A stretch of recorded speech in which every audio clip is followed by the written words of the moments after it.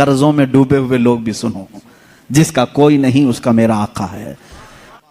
फरमाते हैं रावी कि एक शहर में एक ऐसा आदमी था, मुफलिस था लेकिन कर्जे लेता था लोगों से।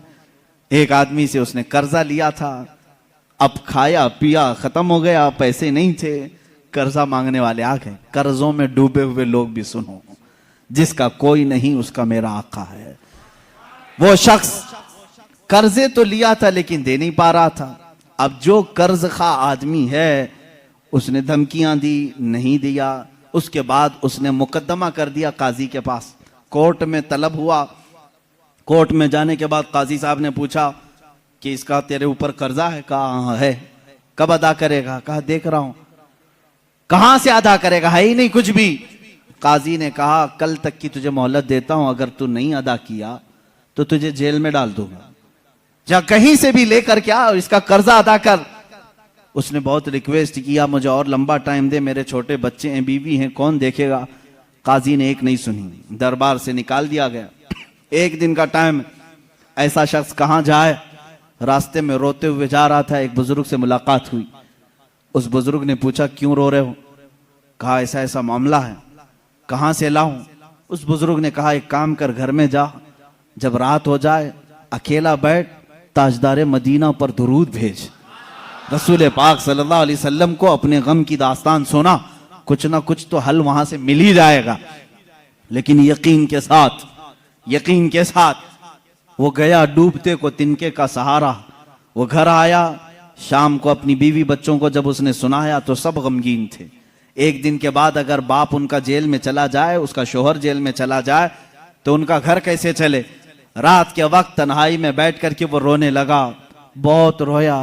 सुबह का वक्त करीब आ रहा था, ख्वाब में उसे रसूल करीम सल्लल्लाहु अलैहि वसल्लम की ज़ियारत हुई।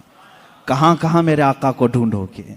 मेरे आका ने सच फरमाया, उबगूनी फी दुअफ़ाइकुम, तुम्हारे गरीबों में, कमजोरों में मुझे तलाश करो। रसूल पाक ने खुद फरमाया, तुम्हारे गरीबों में मैं मिल जाऊंगा। अल्लाह के हबीब सल्लल्लाहु अलैहि वसल्लम ने उससे कहा क्यों रोता है, क्यों गम करता है? उसने कहा काजी ने मुझे धमकी दी है, कल तक अगर नहीं अदा करूंगा जेल में डाल दिया जाएगा। मुझे अभी कर्जे के लिए इतने माल की जरूरत है। अल्लाह के नबी सल्लल्लाहु ताला अलैहि वसल्लम इरशाद फरमाते हैं, ए बंदे एक काम कर, शहर चला जा।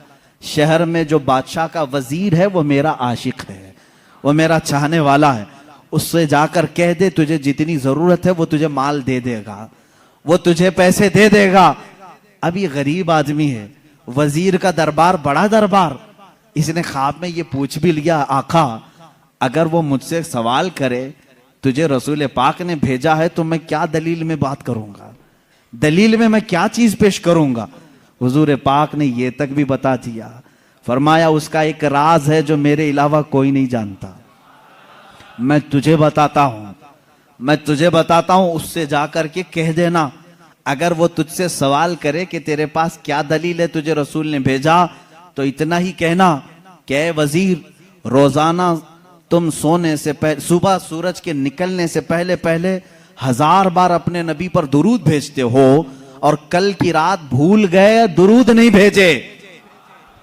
कल की रात तुमने दुरूद नहीं भेजा, ये कह देना उसे। ये बंदा गया सुबह उठ करके उस वजीर के दरबार में, बड़ा आलीशान दरबार था।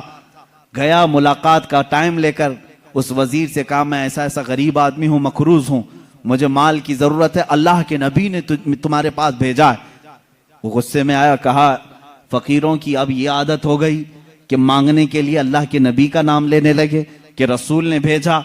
उसने कहा ना, मैं झूठ नहीं कह रहा हूं, मुझे रसूल पाक ने यह भी बताया है कि तुम रोजाना 1000 बार हुजूर पर दुरूद भेजते हो। वो अपनी कुर्सी से उछल आया और उसने कहा यह बात तो मेरी बीवी को तक खबर नहीं है, किसी को नहीं मालूम।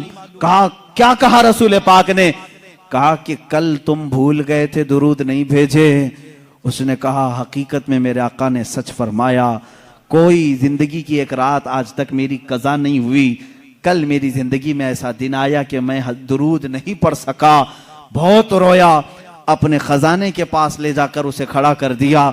ए गरीब आदमी, तुझे जितने माल की जरूरत है ले जा, बस मेरा दिल आज से मुतमईन हुआ कि मेरा दुरूद रसूल तक पहुंच रहा है, मेरे आका की नजर में है। मैं मेरे आका को मना लूंगा, मैं मेरे आका से सुलह कर लूंगा, लेकिन तू तो मेरे लिए खुशखबरी का कासिद बनकर आया है। तू